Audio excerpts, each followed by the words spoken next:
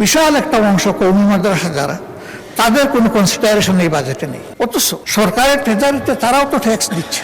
হ্যাঁ, এখানে তাদের কিছু আশঙ্কা আছে। তাদের আশঙ্কা হলো সরকারি দান সুবিধা যদি গ্রহণ করা হয় তাহলে এই শিক্ষা ব্যবস্থার উপরেও সরকার ইচ্ছামতো নিয়ন্ত্রণ আরোপ করবে। তখন ইসলামী শিক্ষার মৌলিকত্ব ক্ষুণ্ণ হতে পারে। যদি তাদের সম্মিলিত যে সংস্থা আছে হায়াতুল উলিয়া, তাদের সাথে বসে তাদেরকে নিশ্চয়তা দেওয়া যায় যে আপনাদের পরামর্শ মোতাবেকই এগুলা পরিচালিত হোক, আমরা জোর করে কিছু ইচ্ছা পাবো না।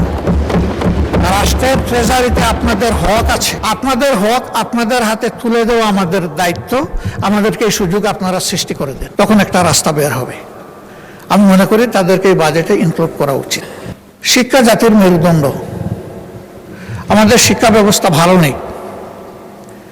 বিভিন্ন ধরনের অনিয়ম অপকর্মের কারণে এটা বিশ্বের মিনিমাম স্ট্যান্ডার্ড আমাদের দেশ মেনটেন করতে পারে না।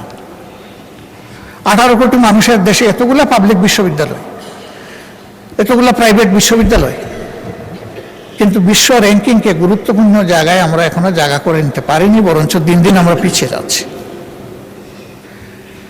এর মূল কারণ এই শিক্ষা প্রতিষ্ঠানগুলো নিয়ে আমাদের কোনো নির্দিষ্ট ভিশন নেই এবং সেই জায়গায় দক্ষতা বৃদ্ধির এবং দক্ষ লোকের সম্মান করার কোনো জায়গা নেই।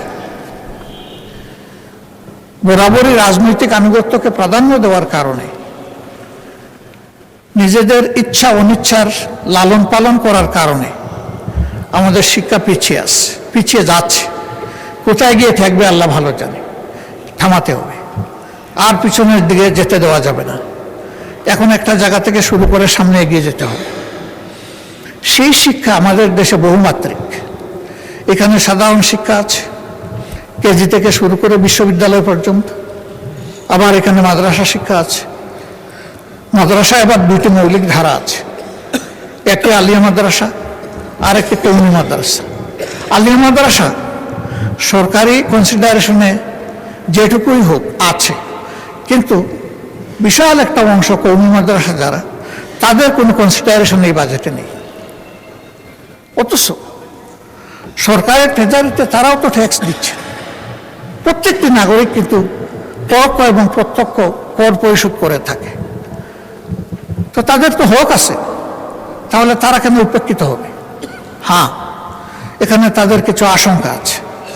তাদের আশঙ্কা হলো সরকারি দান সুবিধা যদি গ্রহণ করা হয় তাহলে এই শিক্ষা ব্যবস্থার উপরেও সরকার ইচ্ছামতো নিয়ন্ত্রণ আরোপ করবে। তখন ইসলামী শিক্ষার মৌলিকত্ব ক্ষুণ্ণ হতে পারে।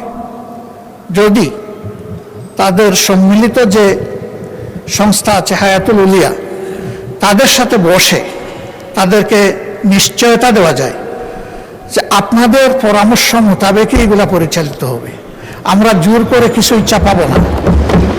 রাষ্ট্রের ট্রেজারিতে আপনাদের হক আছে, আপনাদের হক আপনাদের হাতে তুলে দেওয়া আমাদের দায়িত্ব। আমাদেরকে এই সুযোগ আপনারা সৃষ্টি করে দেন, তখন একটা রাস্তা বের হবে। আমি মনে করি তাদেরকে এই বাজেটে ইনক্লুড করা উচিত। এখন মেকানিজম কি হবে, সরকার এটা বের করে নেবে। এই ক্ষেত্রে যদি আমাদের কোনো সহযোগিতা লাগে আমরা প্রস্তুত। আমাদের সহযোগিতা ছাড়াই যদি সরকার একা সমাধান করে ফেলে ধন্যবাদ দেব, অসুবিধা নেই, কাজটা হওয়ার কথা। এরপরে আমরা লক্ষ্য করলাম প্রাইমারি স্কুলের প্যারালাল সংখ্যায় যাই হোক ইবতেদায়ী মাদ্রাসা আছে, সেই মাদ্রাসাগুলোর কোনো অ্যাকোমোডেশন এখানে নাই, আমাদের বাজেটে নাই। তারাও শিক্ষা কন্ট্রিবিউট করছে। আমি দাবি করব তাদেরকেও এর অন্তর্ভুক্ত করা। নন এমপিওভুক্ত যে সমস্ত শিক্ষা প্রতিষ্ঠান আছে ফ্যাসিস্ট আমলে, বাস্তবতা থাকা সত্ত্বেও অনেক প্রতিষ্ঠান এমপিওভুক্ত হয়নি। এটা ঠিক যে এই ধরনের বেশ কিছু প্রতিষ্ঠান থাকতেও পারে যাদের কোনো ন্যূনতম মান নেই, দেওয়ার মতো অবস্থা নেই। নিরপেক্ষভাবে নির্মোহভাবে মান যাচাই করে লাইকিং ডিসলাইকিং এর ভিত্তিতে নয়, কোনো এলাকা বা অঞ্চল বেদে বৈষম্য নয়, একটা কমিটি বা কমিশন করে শিক্ষা মন্ত্রণালয়ের অধীনে যাচাই বাছাই করে যেগুলা এমপিভুক্ত হওয়া উচিত, তাদেরকে আর ঝুলিয়ে না রেখে তাদের উপর আর জুলুম অব্যাহত থাকুক, এটা আমরা চাই না। আমরা চাই যে এটার অবসান হোক, এটার সমাধান হোক।